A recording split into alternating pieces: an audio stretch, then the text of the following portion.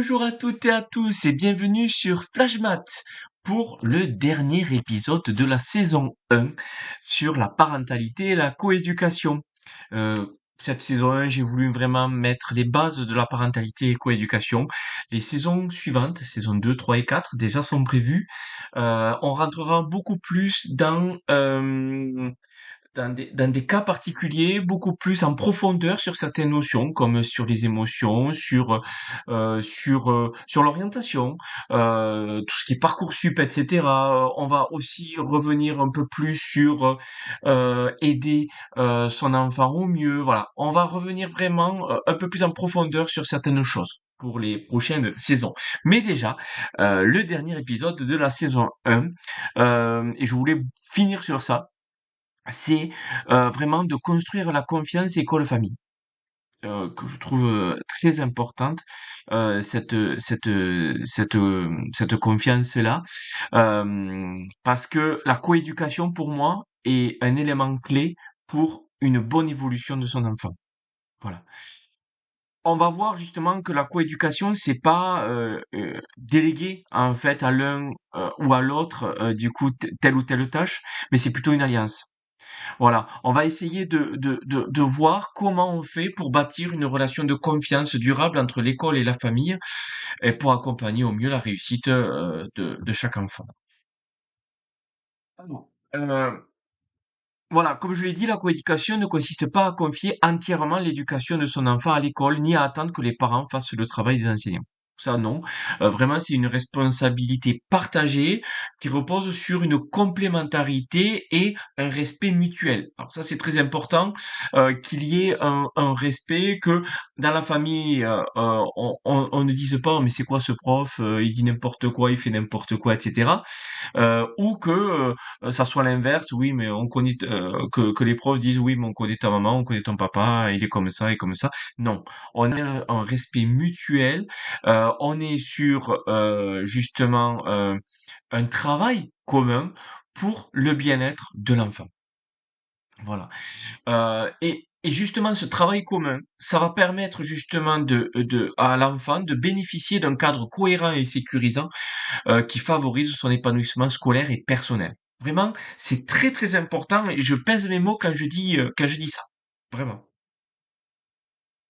Alors, ce qu'apportent les parents, que peuvent apporter les enseignants, du coup, dans cette alliance, donc dans cette coéducation. Alors, j'ai ciblé 4 éléments à chaque fois. Il y en a d'autres, mais du coup, j'ai essayé de faire les principaux. Les parents, apportent la connaissance intime de leur enfant. C'est eux, ils savent le mieux comment est leur enfant. À tout âge. Même si au niveau de l'adolescence, on a l'impression que du coup notre enfant est de plus en plus secret, qu'on ne sait pas exactement, on le sait. Intimement, on le sait parce qu'il n'a pas changé du tout au tout. Il s'est construit différemment, mais la base est toujours la même. Les parents apportent l'histoire familiale et le contexte de vie. Euh, on a des histoires familiales toutes différentes. Donc du coup, les professeurs ne peuvent pas ça le savoir. Et c'est grâce à cette histoire familiale et au contexte de vie que l'on va pouvoir adapter, travailler différemment avec son enfant. Le professeur va mieux comprendre du coup les réactions que l'enfant va avoir à tel ou tel cours, à telle ou telle activité. Et donc ça, pour moi, c'est une co-construction. Les parents apportent le suivi quotidien et l'encouragement. Parce que c'est vrai que nous, on va les encourager. Là, je parle de nous en tant que prof. Et c'est vrai que je peux parler de nous en tant que parents. Donc, il faut que je fasse attention à ce que je dis. Mais euh, c'est vrai que les professeurs vont encourager leurs élèves en classe, vont les aider. Mais c'est que sur des petites portions de journée. Alors que vous, en tant que parent, et moi aussi en tant que parent, donc les parents, vont avoir justement leur enfant le soir, le matin, les week-ends, les jours où l'enfant ne travaille pas, les vacances, etc. Et donc, ces encouragements quotidiens sont très importants et ce suivi dans le travail, ce suivi dans la prise en compte de sa parole, etc. Tout ça, c'est très important. Et les parents apportent bien sûr les valeurs et l'éducation à la maison. Heu, c'est c'est pas alors à l'école, on va y travailler un petit peu, mais les valeurs et l'éducation vont être la base de ce que les parents doivent inculquer, à la maison. Alors que les enseignants vont apporter plutôt une expertise pédagogique et didactique sur les notions enseignées. Donc, on va avoir une expertise en mathématiques, en français, voilà, pas sur les valeurs, en fait, et l'éducation. Voilà, même si on y est obligé, parce que le deuxième point sur ce que les enseignants apportent, c'est une vision du groupe et de la socialisation. Donc, forcément, toute l'éducation que vous avez mis en place à la maison va nous servir avec le groupe. Parce que du coup, là, il va y avoir un travail de groupe qui va être mené, il va y avoir une socialisation avec chacun des enfants. Et donc là, derrière, il va se construire en plus du microcosme de la famille. Les enseignants apportent donc les apprentissages structurés et progressifs, donc sur les différentes notions et les différentes matières.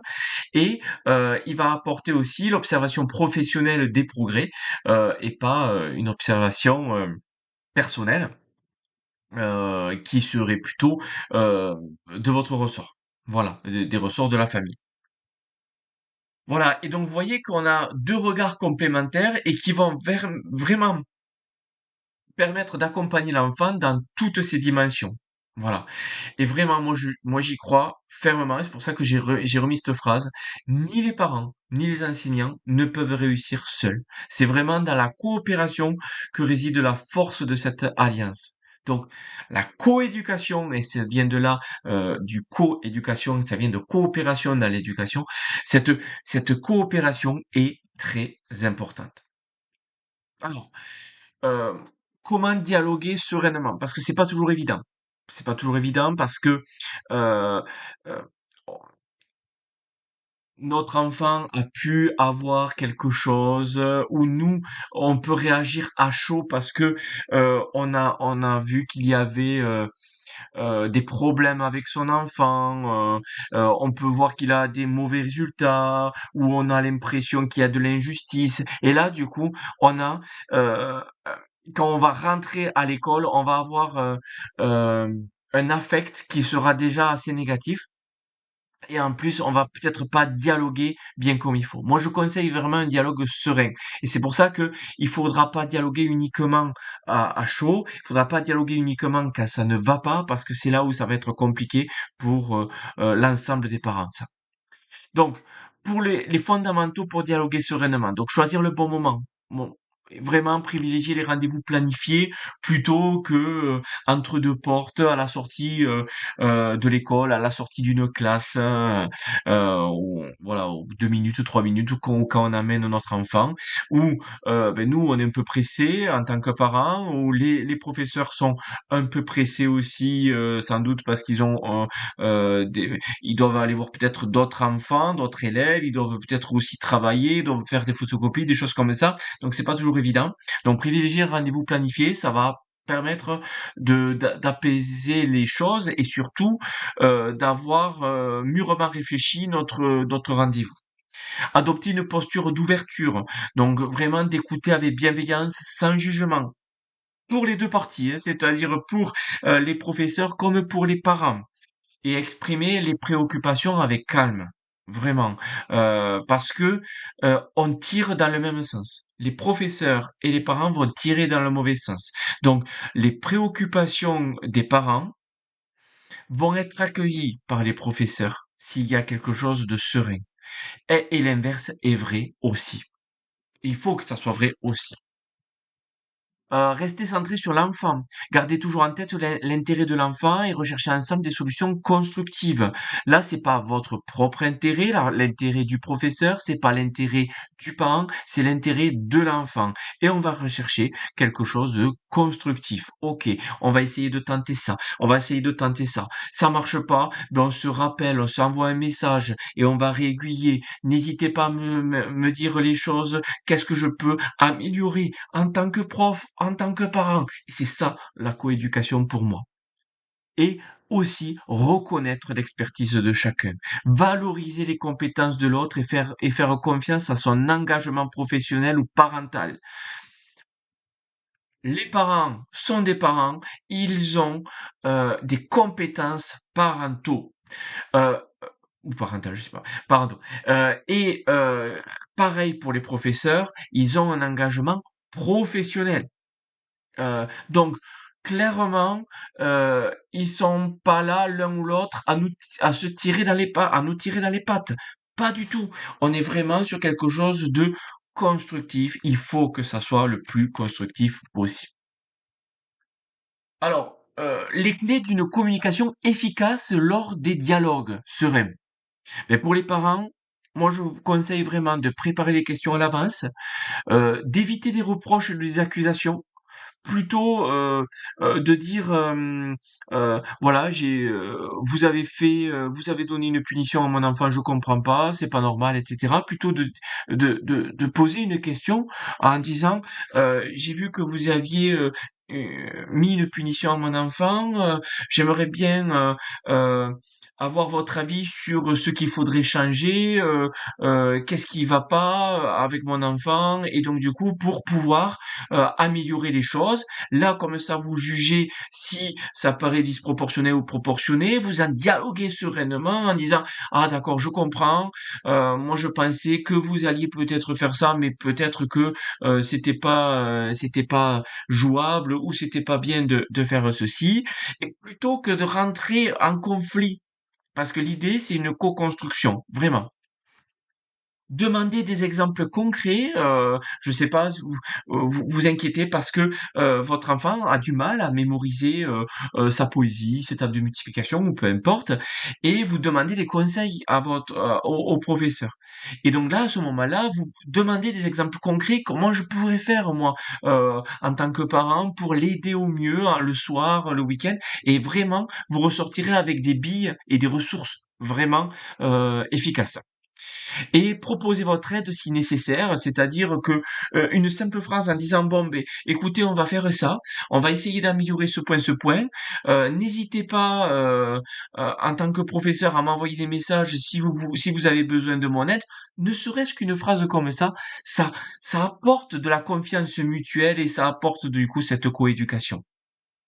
Pour les enseignants, commencer par souligner les points positifs et pas directement rentrer dans les points négatifs. Ça, c'est vraiment contre-productif parce que pour tous les élèves, il y a des points positifs. Donc, il faut justement se servir des points positifs pour rebondir pour que les points négatifs redeviennent des points positifs, vraiment. Utiliser un langage accessible sans jargon, c'est-à-dire que on peut vite partir sur du langage en disant, au niveau didactique, votre enfant en est là. Non, on peut pas. Ou en disant, bon, mais peut-être on ferait un PAP. Ah oui, mais si on n'a pas expliqué ce que veut dire un PAP, ça va être compliqué. On va faire peut-être un PPRE ou peut-être en fin d'année, on fera un PPRE passerelle. Une simple phrase comme ça peut noyer l'ensemble des parents. Donc bien sûr, utiliser un langage accessible, sans jargon. Alors quand je dis accessible, ça veut pas dire que les parents euh, n'ont pas de vocabulaire, pas du tout. Et c'est pas en disant que les parents sont en dessous des professeurs, largement pas. Hein. C'est-à-dire, on est équivalent, bien sûr. C'est juste sans jargon du métier. Voilà, parce que si un professionnel, un maçon vient voir un professeur et utilise le jargon de maçonnerie, je pense que le professeur, de la même façon, va pas comprendre. Donc là, c'est voilà, c'est vraiment dans la même philosophie. Donner des pistes d'action concrètes, vraiment, pas uniquement il faudrait que le travail personnel soit plus approfondi. OK, on a dit ça, mais on n'a rien dit en même temps, hein. C'est-à-dire, oui, mais comment on fait pour que le travail personnel soit plus approfondi? Comment on fait pour que le travail personnel soit plus développé? Qu'est-ce qu'il doit faire? Qu'est-ce qu'elle doit faire exactement? Voilà. Donc ça, c'est donner des pistes. Et encourager les questions et le dialogue, vraiment. Euh, euh, S'intéresser du coup à la vie de l'enfant en disant ah, alors du coup j'ai remarqué que il y avait des problèmes dans le travail personnel à ce moment-là, c'est-à-dire dans les révisions ou même dans le travail écrit que je donne d'une fois sur l'autre. Euh, Est-ce que vous pourriez m'en dire un peu plus? Est-ce que votre enfant fait un sport peut-être, ça l'accapare un peu plus, ou peut-être il vous aide, ou peut-être c'est compliqué à la maison. Voilà. Et je pense que vraiment euh, un intérêt pour la famille et un intérêt pour l'enfant euh, donne un intérêt, enfin, donne une envie encore plus de dialoguer pour les parents. Voilà. Voilà. Et donc là, et cette communication, pour moi, je pense qu'elle doit être assez régulière. Pas, alors, bien sûr, pas chaque semaine, pas chaque jour, on est d'accord, mais assez régulière et surtout en dehors des périodes de crise. Parce que si on le fait que pendant les périodes de crise, il va y avoir des problèmes qui vont survenir. On va y revenir du coup sur une autre diapo. Quels sont les lieux et les moments d'échange? Parce que j'ai dit donc de le faire assez régulièrement. Bon, mais il y en a plein de possibilités dans une année pour échanger avec les professeurs. Il y a les réunions de rentrée. La réunion de rentrée que tous les professeurs font en début d'année, dans la plupart du temps en septembre, voire en octobre. Voilà.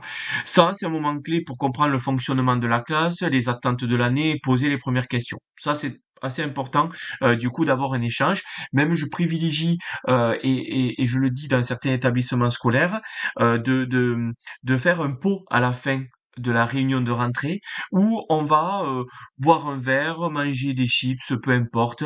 C'est juste un prétexte pour se réunir et parler de façon informelle à la fin de la réunion. Parce que sur une plénière, une réunion où on a 15-20 parents, c'est pas toujours évident pour que un parent puisse prendre la parole, notamment si c'est quelque chose de personnel ou de concret par rapport à son enfant et pas par rapport à la compréhension du système éducatif.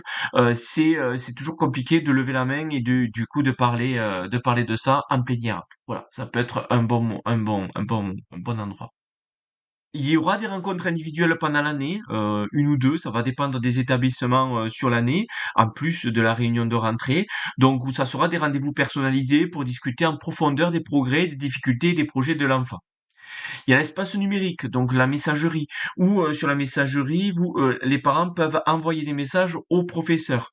Alors, je parle en ENT collège-lycée. Il y a des ENT primaires qui sont déployés.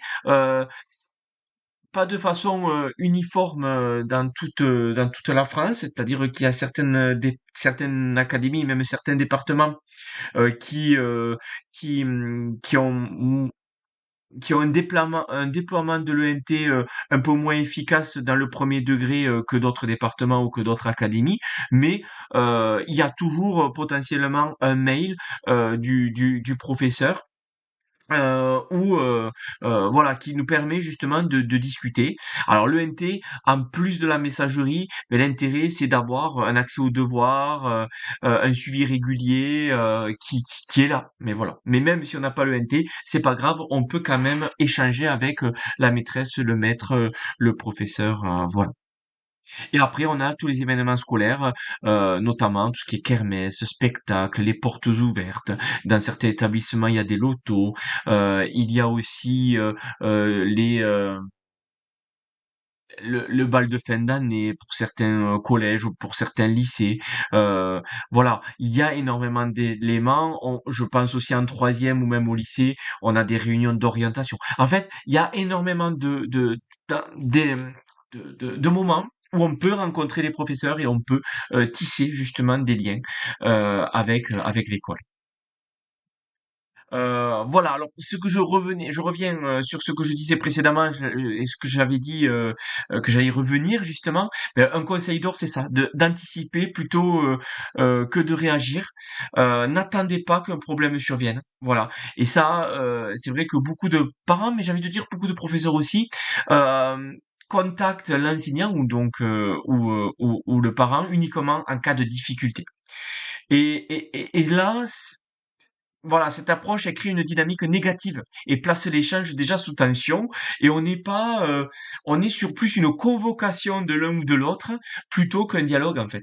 Et c'est là où ça va pas créer un contact très efficace et surtout un contact bienveillant. Même si on contacte en cas de difficulté pour avoir une solution la plus bienveillante possible. C'est juste que on va contacter le parent et le parent va accueillir en disant ah ben vous me contactez, ça veut dire qu'il y a un problème. Alors que ça pourrait être, je vous ai contacté parce que ben, j'aimerais discuter avec vous, parce que voilà, j'aimerais améliorer telle chose avec vous, parce que je suis content d'en savoir plus sur vous pour que moi, j'arrive mieux à comprendre votre enfant. Voilà, ça c'est bien. On est sur une dynamique positive. Voilà. Donc voilà, donc au contraire, rencontrer l'enseignant dès le début de l'année, même si tout va bien. Voilà. Présentez-vous, partagez quelques informations utiles sur votre enfant et montrez votre disponibilité. Et c'est pour ça que il est très important que les réunions de rentrée, vous y soyez massivement. Je sais que c'est pas toujours évident d'y être avec votre travail, mais d'y être le plus possible, ou au moins essayer de demander après au professeur si on pourrait, et si vous pouviez vous pourriez vous rencontrer un peu plus tard. Voilà, je pense que ça c'est vraiment important. Et vraiment cette démarche donc de vous présenter, de partager quelques informations, ces informations, etc. euh, Ça vraiment ça établit un climat de confiance qui facilitera grandement les échanges futurs, qu'ils soient plutôt positifs ou un peu plus délicats, c'est-à-dire un peu plus dans la difficulté. Voilà. Que faire en cas de désaccord? Donc, le cas de désaccord classique, c'est-à-dire que votre enfant revient de l'école, euh, il s'est fait punir. Votre enfant dit qu'il s'est fait punir injustement et que du coup, c'était pas sa faute, on l'a tapé, et voilà, voilà. Et pourtant, il s'est fait punir. Et là, derrière, il y a une injustice pour votre enfant, il y a une injustice pour vous. Ça vous fait vivre aussi les émotions d'injustice que vous avez vécues quand vous étiez jeune, quand vous étiez enfant. Et donc derrière, on est à un niveau émotionnel assez haut. Alors, que faire? Alors déjà, heu, pas réagir à chaud, voilà. C'est-à-dire pas envoyer un message sur le NT ou pas appeler, le professeur, à chaud.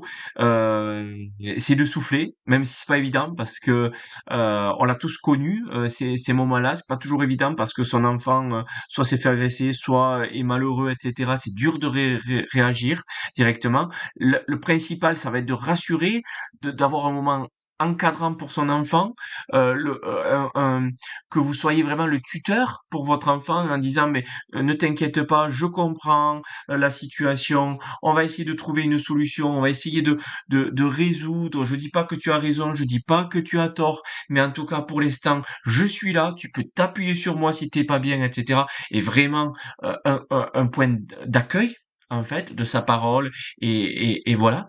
Mais après, d'avoir un dialogue direct avec l'enseignant ou avec l'AED ou avec n'importe quel adulte, voilà, pour exprimer calmement, une fois qu'on sera un peu plus redescendu, votre préoccupation, vos doutes, votre point de vue. Voilà.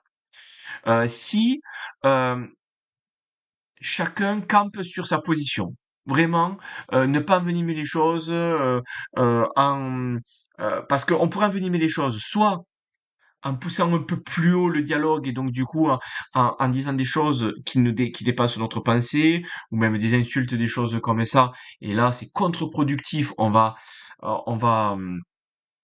D'un côté comme de l'autre, on va partir sur des choses très très graves en fait.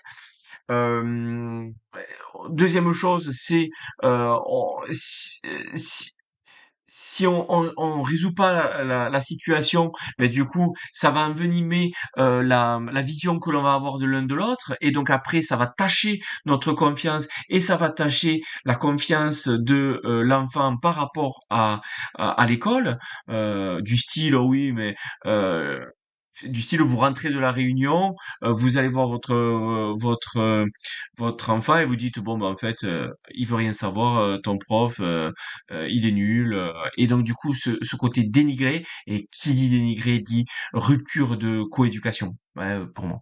Donc là, plutôt que de faire ça, prendre un médiateur. Voilà, alors on sollicite le directeur ou la directrice, le principal, pas pour se dire ah ben lui au moins ou elle au moins elle va prendre mon parti et l'autre va se faire engueuler, pas ça, mais plutôt pour avoir un regard extérieur et une médiation constructive. Pas une médiation en disant ah ben vous voyez que j'avais raison. Non, médiation en disant ok, on fait un pas chacun de notre côté, mais ça me coûte pas de faire ce pas parce que je suis dans la construction d'avoir une coéducation. Voilà. Et après, l'étape 3, ben, une recherche de solutions viables, concrètes, avec un suivi dans le temps. Ben voilà, il s'est passé ça, moi je suis là, n'hésitez pas à me rappeler, n'hésitez pas à me le dire, n'hésitez pas, on réguliera les choses. Si ça, il se passe quelque chose, n'hésitez pas à me le dire. Voilà, ce suivi-là, d'un côté comme de l'autre. Voilà. Et c'est vrai qu'un désaccord au début, Hem, on a l'impression que quand on va prendre un médiateur, ben du coup, ça y est, l'un ou l'autre va se sentir, attaqué, va se sentir, en conflit avec l'autre partie. Non, parce que ça va être un désaccord qui va être géré et qui va être renforcé par cette médiation constructive. Et pour moi, ça va renforcer la relation qu'il va y avoir entre la famille et le professeur. Voilà. Mais l'essentiel, c'est de rester dans une posture de collaboration et de garder l'intérêt de l'enfant au centre des préoccupations et pas notre amour-propre ou, vous voyez, j'ai raison et notre, voilà, ben, cet amour-propre et voilà. Donc faire attention à ça. Quels sont les bénéfices d'une alliance solide? Alors, j'ai pas mis, les chiffres exacts parce que du coup, bon, je voulais pas me développer sur ça, c'est tout.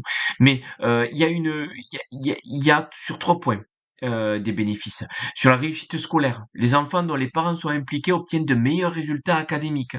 Là, vraiment, on le voit dans les résultats nationaux, notamment, et dans les différents sondages qui ont été mis en place dans l'éducation nationale. Un cadre cohérent entre maison et école réduit le stress et l'anxiété de l'enfant parce que il se sent soutenu des deux côtés, il se sent dialogué des deux côtés, il n'y a pas un parti, il n'y a pas un autre parti. On n'est pas sur un conflit. Au contraire, on est là sur, à l'image d'une maman et d'un papa qui va éduquer ensemble l'enfant, ben là, c'est la même chose. C'est qu'on a des parents supplémentaires, on pourrait se dire qui ne travaillent pas sur les mêmes choses. On est en complémentarité, comme je l'ai dit précédemment. Et les enseignants qui se sentent soutenus, non, pardon, et on a des enseignants qui se sentent soutenus et les parents rassurés quand la communication est fluide. Donc ça, c'est très important parce que les parents ont une vision de l'école moins déformée que ce que ils ont eu quand ils étaient enfants, parce que du coup, quand on était enfant, on a eu surtout des ressentis émotionnels et en plus, on était dans des moments émotionnels assez compliqués, notamment dans l'adolescence. Donc forcément, on a eu un rapport avec l'école qui n'a pas toujours été évident. Et donc là, d'avoir cette transformation, cette coéducation, ça va vraiment rassurer les parents, déjà, et ça va rassurer les parents par rapport à son enfant, en se disant, ben c'est bon, mon enfant, il est entre de bonnes mains. Il est là, il va être éduqué, il va être écouté, et je vais pas avoir peur à la fin de la journée en me disant qu'est-ce qui va se passer, qu'est-ce qui va y avoir à l'école, encore une autre fois. Et les enseignants qui se sentent soutenus, ça c'est très important parce que souvent la profession est dénigrée parce que il y a des visions des fois un peu différente entre l'enfant et l'adulte. On croit la plupart du temps son enfant beaucoup plus, ou des fois on croit davantage l'adulte, alors que des fois il peut y avoir des quiproquos. Et c'est justement cette relation et ce dialogue qui va nous permettre d'éliminer tous les quiproquos et d'avoir une prise en compte des paroles, de la parole de l'enseignant, et une prise en compte de la parole du professeur. Voilà. Donc, quand parents et enseignants forment une équipe soudée, l'enfant grandit dans un environnement cohérent, sécurisant et stimulant. Voilà. Donc, il comprend que tous les adultes qui l'entourent travaillent ensemble pour son bien-être et sa réussite. Et ça, c'est le plus important. Donc vraiment, ce qu'il y a à retenir dans les actions concrètes, c'est de prendre en tant que parent l'initiative du contact et de ne pas attendre la première difficulté pour rencontrer l'enseignant. De communiquer régulièrement via le NT, via le cahier de liaison. C'est vrai que je n'en ai pas parlé du carnet de liaison, les rendez-vous, et, et toujours de rester présent, mais sans envahir, parce que le but, c'est en n'étant pas donc non plus de solliciter chaque jour, mais en disant, vous inquiétez pas, je suis là, n'hésitez pas, à tout moment, je suis là. Voilà. Ou une fois par mois, alors tout va bien, une fois chaque 3 semaines, hein, est-ce que tout va bien, voilà. Vous êtes là, vous êtes là et adopter une posture collaborative. Voilà, on voit l'enseignant comme un partenaire, pas comme un adversaire. On écoute, on partage, on co-construit. Ça, c'est très important. Voilà.